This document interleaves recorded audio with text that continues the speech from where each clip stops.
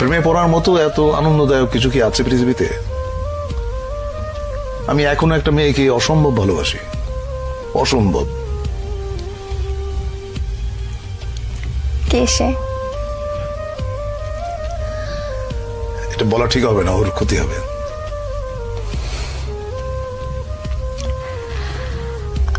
আমরা কি চিনি? চেনো হয়তো। আপনার কাছে প্রেমের সংজ্ঞাটা কি? প্রেম আপনি কিভাবে অনুভব করেন? প্রেম হচ্ছে স্বর্গীয়। এইটা মানুষের ভেতরে প্রেমের যে অনুভূতি, এটা পবিত্র এবং স্বর্গীয়।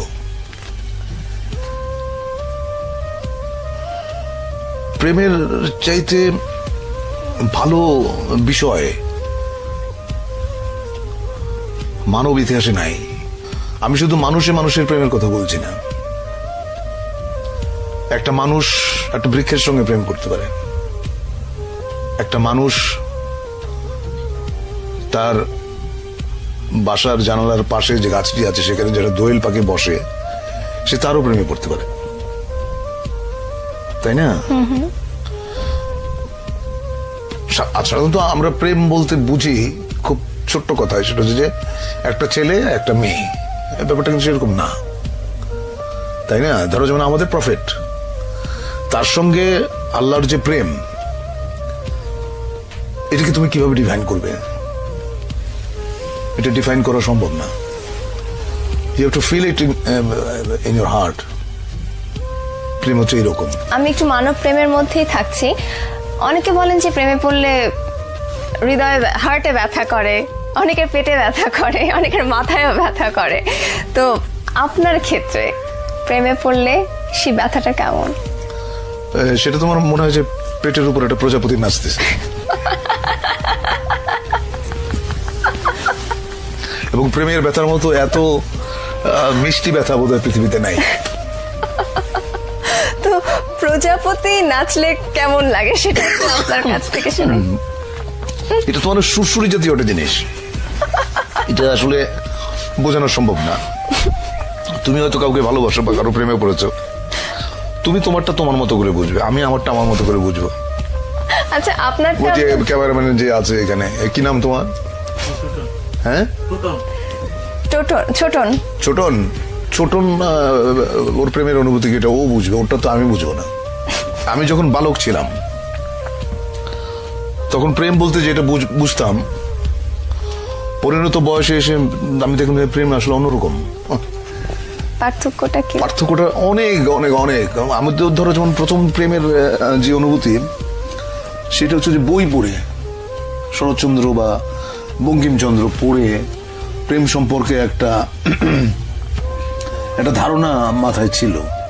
ওইটা আসলে প্রেমের অনুভূতি না। প্রেমের অনুভূতি একেবারেই অন্যরকম, একেবারেই। এটা এক একজনের কাছে এক এক রকম, এটা কেউ কাউকে বলে বোঝাতে পারবে না। প্রথম প্রেমের কথা বলছেন, সেটা বইয়ের কথা বললেন, কিন্তু প্রথম মানব প্রেম যদি বলি সেটা হচ্ছে আমি তখন অনেক ছোট। কত বয়স? বয়স কত হবে তখন? এই ধরো 14-15। তখন প্রেমে পড়লাম এক গার্লস স্কুলের ম্যাডামের, যার বয়স ধরো আমার চেয়ে 20 বছর বেশি। ওইটা আমার প্রথম প্রেমে পড়া। প্রেমে বহুবার পড়েছি, বহুবার। প্রেমে পড়ার মতো আনন্দ বোধহয় আর কিছুতে নাই। কিন্তু একটা জিনিস মাথায় থাকতে হবে, সেটা হচ্ছে যে কাউকে হার্ট করে, কাউকে বেদনা দিয়ে প্রেমে পড়ার মতো এরকম গরিত কাজ বোধহয় পৃথিবীতে নাই। তুমি যখন কাউকে ভালোবাসবে, এক বুক সমুদ্র নিয়ে ভালোবাসতে হবে তোমাকে, এক বুক সমুদ্র নিয়ে। তা না হলে সে প্রেমের কোনো অর্থ নেই। আমার কেন জানি মনে হয় যারা খুব সুন্দর করে কথা বলতে পারেন তারা অনেক সুন্দর করে লেখেনও। তা আপনি এত সুন্দর করে কথা বলেন, আপনি কেন লেখেন না? আমি সুন্দর করে কথা বলি কিনা জানি না, তবে আমি যেটা বুঝি আমি সেটা বলি। আমি মিথ্যে পছন্দ করি না। আচ্ছা, মিথ্যে কথা যে বলি না এটা বললে পাপ হবে, মিথ্যে মাঝে মাঝে বলতে হয়। এখন একটা মেয়ে দেখতে হয়তো অত ভালো না, সে হয়তো জিজ্ঞেস করলো যে আমাকে কেমন লাগছে, আমাকে বলতে হয় চমৎকার। এটা মিথ্যাচার না, এটা একটা মানুষকে তুমি যখন আনন্দ দাও এর মধ্যে পুণ্য আছে, সেই পুণ্যটা তুমি অর্জন করলা। আপনার প্রেমে কতজন মেয়ে পড়েছে যদি প্রশ্নটা করি? সেটা তো আমি বলতে পারবো না, সেটা মেয়েদের জিজ্ঞেস করতে হবে। আপনার কাছে কেউ এসেছে এরকম কিছু বলে? আমার কাছে এখনো ফোন আসে এবং অদ্ভুত অদ্ভুত কথা। কেমন? একটা মেয়ে একদিন ফোন করে বললো আমাকে বিয়ে করেন। আমি বললাম তোমার বয়স কত? ও বললো আমার বয়স 22। আমি বললাম যে আমি তোমার ঠাকুরদার বয়সী, টেলিফোন রাখো। এখনো প্রচুর ফোন আসে এবং আমার খুব মানে খুব অদ্ভুত লাগে যে এটা তো বিয়ে করার বয়স না। আচ্ছা, তো আপনি বলছেন যে আপনাকে যারা ভালোবেসেছে কারা কতজন সেটা আপনি বলতে পারবেন না, মেয়েরা বলতে পারবে, কিন্তু আপনার কাছে যারা পৌঁছেছে, আপনার পর্যন্ত যারা পৌঁছেছে, তারা তাদের এক্সপ্রেশনস গুলো কিরকম ছিল আপনার কাছে? আমাদের ইয়ারমেট একটা মেয়ে ছিল, ওর সঙ্গে বহু বছর পরে, প্রায় 20-21 বছর পরে দেখা হলো। ওর হাজবেন্ডের সঙ্গে পরিচয় করা দিল। উনি আমার সঙ্গে হ্যান্ডশেক করে বললেন ও আপনি সেই। তো আমি তো বুঝি না আপনি সেই মানে। তো আমি বললাম আপনি সেই মানে? তখন মেয়েটা বলল, আমাদের ইয়ারমেট, সে বলল যে আমি বাসর রাতে আমার হাজবেন্ডকে বলেছি যে আমি হুমায়ুন ফরিদের প্রেমে পড়েছিলাম, কিন্তু 4 বছর একসঙ্গে কাটিয়েছি আমরা, ওকে বলতে পারি নাই। I was so amused.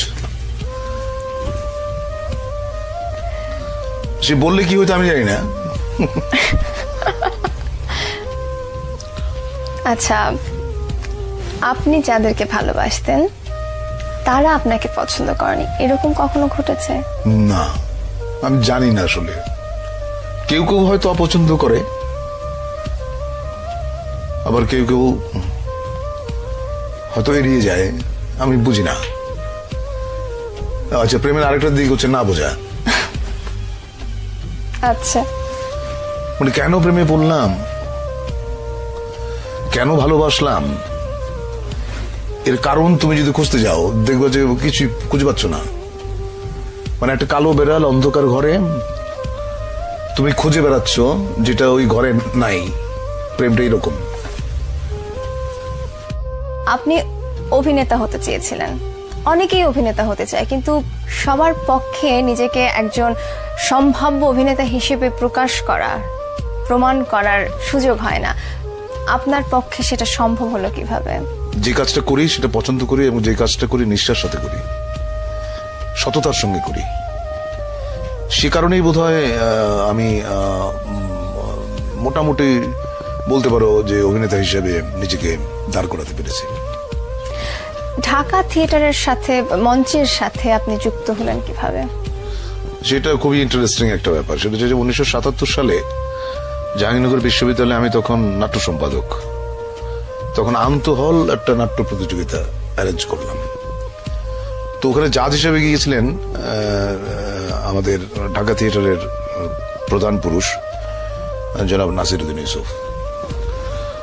উনি আমার লেখা, আমার ডিরেকশন এবং আমি ছোট্ট একটা চরিত্র অভিনয় করেছিলাম। ওটা দেখে নাটক শেষে যাওয়ার পরে বললেন যে আমাদের ঢাকায় একটা দল আছে, দলটার নাম ঢাকা থিয়েটার, আপনি যদি জয়েন করেন আপনার ভালো লাগবে। তারপরে সেলিম ভাইকে বললাম, সেলিম আলদিন, সেলিম ভাই আমাকে নিয়ে গেল। ওইভাবে ঢাকা থিয়েটারে আসা। সেটা কোন সাল? সেটা 77 সাল। সেই সময় ঢাকা থিয়েটার, বর্তমানের ঢাকা থিয়েটার, দুটোর মধ্যে যদি একটু তুলনা করতে এখন বলি। আমরা যখন ছিলাম একসঙ্গে, এতগুলো একঝাক তরুণ মেধাবী অভিনেতা, তাদের সঙ্গে আমি কাজ করেছি, সেটা ছিল ঢাকা থিয়েটারের স্বর্ণযুগ। এখন আমি থিয়েটার ওইভাবে দেখি না, মাঝে মধ্যে যাই, ওই গেলে একটা সমস্যা হয় যে সবাই এসে মানে সবাই এসে এমন ভাবে বিরক্ত বলবো না, এমন ভাবে ধরে আমাকে যে আবার একটু অভিনয় করেন মঞ্চে, আমরা দেখতে চাই। অনেকেই বলে যে আমরা আপনার মঞ্চের অভিনয় দেখি নাই, দেখতে চাই।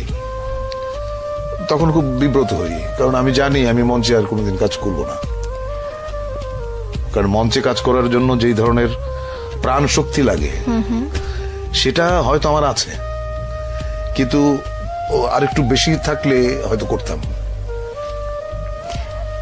সেই প্রাণ শক্তিটা একজন অভিনেতা কোথা থেকে নিয়ে আসতে পারে আপনার মনে হয়? কিভাবে নিজেকে তৈরি করতে পারে? দেখো, ওই গিরিশ ঘোষ না কার জন্য একটা কথা আছে, দেহপট শনে নট সকলই হারায়। কারণ অভিনয় করতে একটা সুস্থ শরীর লাগে, একটা সুস্থ কণ্ঠস্বর লাগে। এখন শরীরের সামর্থ্য থাকতে হবে তো, কারণ মঞ্চে অভিনয় করতে গেলে অনেক অনেক পরিশ্রম করতে হয়। তো সেই জায়গাটা ওই আমি বোধহয় হারিয়ে ফেলেছি। আমার মনে আছে কেরামত মঙ্গল নাটকে আমার একটা এপিসোড ছিল প্রায় 40 মিনিটসের, মানে এক নাগারে সংলাপ বলে যাওয়া।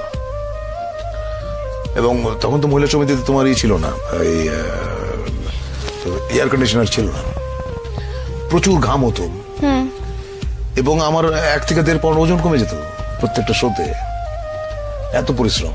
মঞ্চে কাজ করার সময়, সেই সময়টা, যে সময়টা আপনি স্বর্ণ যুগের কথা বলছেন মঞ্চের, সেই মুহূর্তে, সেই সময়ে টেলিভিশন এবং মঞ্চে কাজ করার একটা কম্পিটিশনের একটা বিষয় চলে এসেছিল।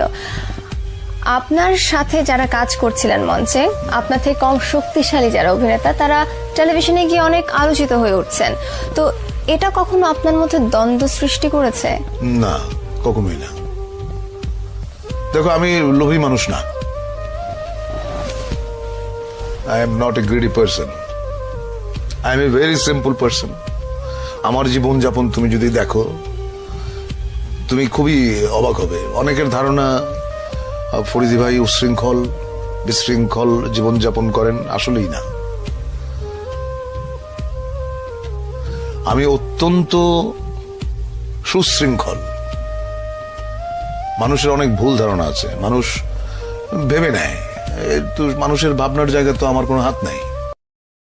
কখনো বলেছিলেন যে আমি তোমাকে ভালোবাসি, এই শব্দটা হচ্ছে পৃথিবীর সবচেয়ে ব্যবহৃত এবং লুণ্ঠিত একটি বাক্য। পৃথিবীর সব দেশেই, যেমন ধরো ইংরেজিতে বলে আই লাভ ইউ, তারপর জার্মানিতে বলে ইশ লিবে ডিশ, হিন্দিতে বলে যে मैंने तुमसे प्यार करता हूं। এগুলো এত বেশি বলা হয়, আমার মনে হয় পৃথিবীতে সবচেয়ে বেশি বলা হয় এই এই শব্দটাই মানুষের জীবনে। কিন্তু এটা আসলে লাভ হ্যাজ এক্সপায়ারি ডেটস।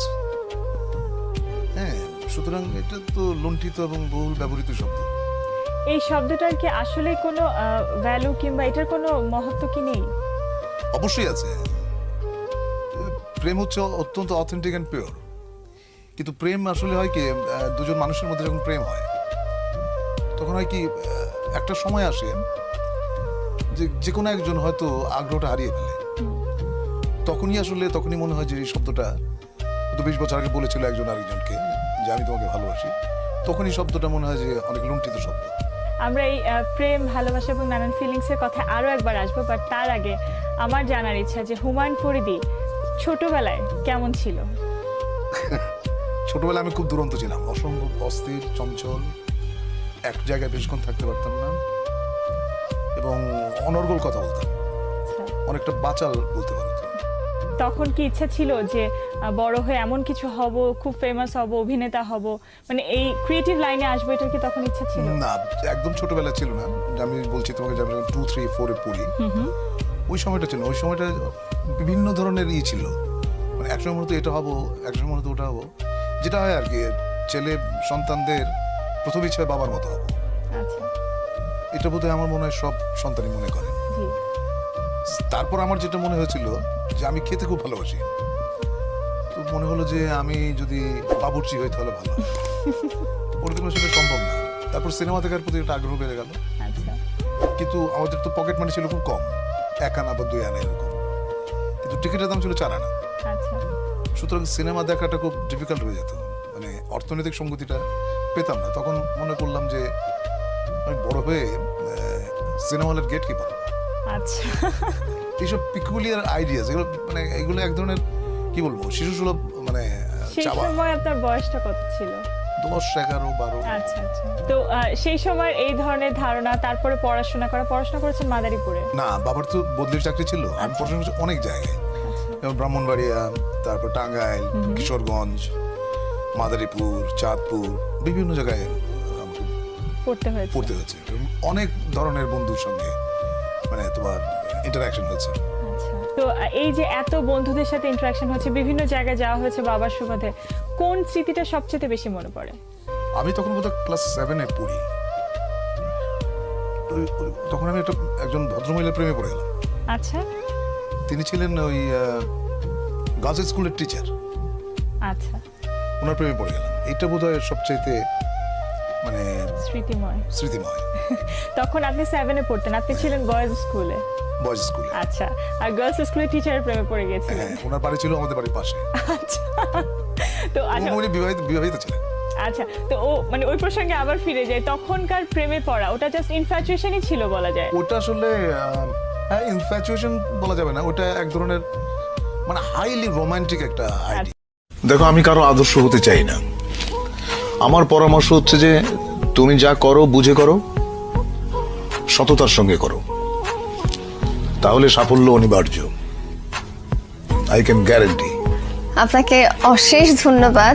খুব ইচ্ছা করছিল একটু জিজ্ঞেস করতে যে কখনো কিছু মানে মনের আনন্দে খুব আনন্দ যদি ফিল করেন যে হ্যাঁ খুব আনন্দিত, কখনো কোনো কবিতা আবৃত্তি করেছেন কি, কখনো কোনো ছড়া কিছু একটা কখনো কি আবৃত্তি করেছেন খুব আনন্দের সময়? আনন্দের সময় গান গাই, আনন্দের সময় হো হো করে হাসি, আনন্দিত হলে তোমার মানে কাকে কাকে বলবো মানুষ খুঁজি আচ্ছা, নিরন্তর। তো যেহেতু বললেন আপনি গান গান, একটু কি আমাদের 2 লাইন আমাদের জন্য? দেখো, আমার সুর এত বাজে যে গান গাইলে তোমার এই অনুষ্ঠানের জন্য সেটা অপমান হবে। আচ্ছা, 2 লাইন আবৃত্তি করবেন আপনার প্রিয় কবিতা? হ্যাঁ, সেটা করতে পারি। রেখমা দাসের মনে এ মিনতি করি পদে, সাধিতে মনের স্বাদ ঘটে যদি পরমাদ, মধুহীন করোনা গো তব মন কোকনদে, জন্মিলে মরিতে হবে অমর কে কোথা কবে, চিরস্থির যেন নীর হায় রে জীবন নদে। অশেষ ধন্যবাদ। তোমাকে আপনি ধূমপান কেন করেন? আমি এনজয় করি। কিন্তু এটা যে ক্ষতিকর এটা তো আপনি জানেন। হ্যাঁ জানি, মানুষ অনেক সময় ক্ষতি জেনেও তো করে, অনেক কাজ করে না। সেটা কখন করে মানুষ আপনার মনে হয়? কিছু কিছু জিনিস মানুষ ভালোবাসে। হ্যাঁ, যেমন ধরো তুমি যে কানে যেটা পড়ে আছো এত বড়, তুমি পছন্দ করো বলে এটা পড়ে আছো, কিন্তু এটা যে কানটাকে টেনে তোমাকে অস্বস্তি দিচ্ছে, ওইটুকু যন্ত্রণা তুমি কিন্তু সহ্য করছো। তো ধূমপানটাও অনেকটা ওই রকম। আসলে আমি ধূমপান করি এবং যে জন্য আমি বলতে পারবো না যে ধূমপান আপনারা কেউ করবেন না, এটা আমি বলতে পারবো না। আমি যেদিন ধূমপান ছেড়ে দেব সেদিন হয়তো সবাইকে বলবো যে ভাই ধূমপান করবেন না, এটা স্বাস্থ্যের পক্ষে ক্ষতিকর। আমি জেনে শুনে তারপরে কি আমি ওই ক্ষতি যেটা করছে, আমাকে ধ্বংস করছে যে জিনিসটা ভেতরে ভেতরে, আমি তাও কন্টিনিউ করে যাব? দেখো, কিছু কিছু জিনিস আছে যেগুলো মানে রেজিস্টেবল না, তুমি সেটাকে কখনোই বন্ধ করতে পারবে না। সেটা তোমার জীবনের সঙ্গে এমন ভাবে জড়িয়ে গেছে যে ওটা যদি তুমি ছেড়ে দাও তাহলে হয়তো তোমার ভালো লাগবে না, তুমি অসুস্থ হবে, আর নিজেকে ঠকানোর তো কোনো কারণ নেই। আচ্ছা, আপনি যাদেরকে ভালোবাসতেন তারা আপনাকে পছন্দ করেনি, এরকম কখনো ঘটেছে? না, আমি জানি না। আসলে কেউ কেউ হয়তো অপছন্দ করে, আবার কেউ কেউ হয়তো এড়িয়ে যায়, আমি বুঝি না। আচ্ছা, প্রেমের আরেকটা দিক হচ্ছে না বোঝা। আচ্ছা, মানে কেন প্রেমে পড়লাম, কেন ভালোবাসলাম, এর কারণ তুমি যদি খুঁজতে যাও দেখবে যে কিছু খুঁজে পাচ্ছ না। মানে একটা কালো বেড়াল অন্ধকার ঘরে তুমি খুঁজে বেড়াচ্ছ যেটা ওই ঘরে নাই। প্রেমটা এরকম। আর কিছু কিছু পরিবর্তন মানুষের জীবনে আসে যেটা সে কখনোই চায় না, কখনোই আশা করে নাই।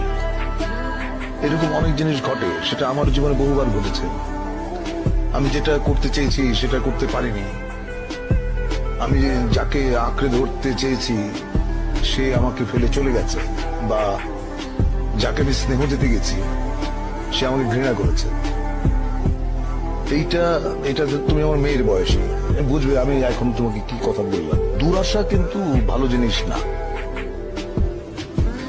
দুরাশা বলতে আমি বলছি এইটা যে তুমি এমন কিছু আশা করবে না যেটা তোমার নাগালের বাইরে। দুরাশাটা করতে নেই। আশা করো যা তোমার ক্ষমতার ভেতরে আছে, যা তুমি অর্জন করতে পারবে, যা তুমি গ্রহণ করতে পারবে। ওইটুকু আশা নিয়েই মানুষ বাঁচে। অনেক সময় অনেক আশাই পূর্ণ হয় না। অনেক সময় তুমি আশা করো নাই এমন জিনিস ঘটে যায়। তুমি যখন কাউকে ভালোবাসবে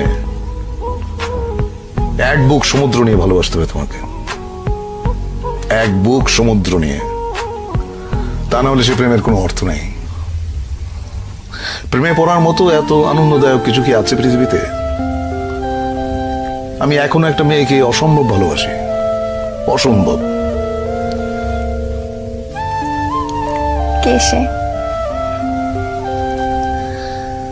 এটা বলা ঠিক হবে না, ওর ক্ষতি হবে।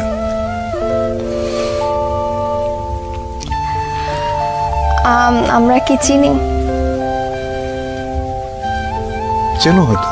আমাদের ইয়ারমেট একটা মেয়ে ছিল, ওর সঙ্গে বহু বছর পরে, প্রায় 20-21 বছর পরে দেখা হলো। ওর হাজবেন্ডের সঙ্গে পরিচয় করায় দিল। উনি আমার সঙ্গে হ্যান্ডশেক করে বললেন, ও আপনি সেই? তো আমি তো বুঝি না আপনি সেই মানে। তো আমি বললাম আপনি সেই মানে? তখন মেয়েটা বলল, আমাদের ইয়ারমেট, সে বলল যে আমি বাসর রাতে আমার হাজবেন্ডকে বলেছি যে আমি হুমায়ুন ফরিদির প্রেমে পড়েছিলাম, কিন্তু 4 বছর একসঙ্গে কাটিয়েছি আমরা, ওকে বলতে পারি নাই। I was so amused. সে বললে কি হইতো আমি জানি না। আপনার কাছে প্রেমের সংজ্ঞাটা কি? প্রেম আপনি কিভাবে অনুভব করেন? প্রেম হচ্ছে স্বর্গীয়। এইটা মানুষের ভেতরে প্রেমের যে অনুভূতি, এটা পবিত্র এবং স্বর্গীয়। প্রেমে বহুবার পড়েছি, বহুবার। প্রেমে পড়ার মতো আনন্দ বোধ আর কিছুতে নাই। কিন্তু একটা জিনিস মাথায় থাকতে হবে, সেটা হচ্ছে কাউকে হার্ট করে, কাউকে বেদনা দিয়ে প্রেমে পড়ার মতো এরকম গঠিত কাজ বোধহয় পৃথিবীতে নাই। তুমি যখন কাউকে ভালোবাসবে এক বুক সমুদ্র নিয়ে ভালোবাসতে হবে তোমাকে, এক বুক সমুদ্র নিয়ে। তা না হলে সে প্রেমের কোনো অর্থ